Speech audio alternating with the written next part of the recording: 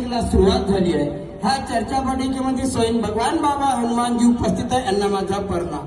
तसे आमची लाडकी महान त्यागी बाबा जुमदेवजी उपस्थित आहे, यांना माझा प्रणाम। तसेच आमची लाडकी वाराणसी आई उपस्थित आहे, आईला प्रणाम। आजच्या चर्चा बैठकीचे अध्यक्ष श्रीमान्य धनराजी मानापुरे साहेब यांना माझा नमस्कार।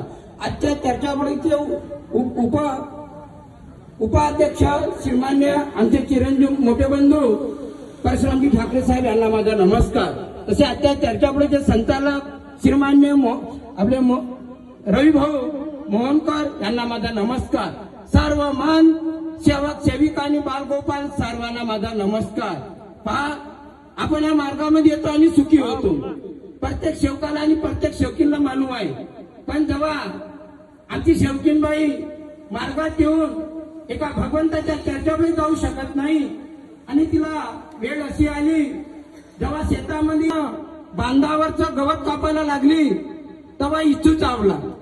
इच्छू चावल्यानंतर तिला काय केलं, थुका लावला। म्हणून बाबाच्या आदेशाच्या नियमानुसार वागलं पाहिजे।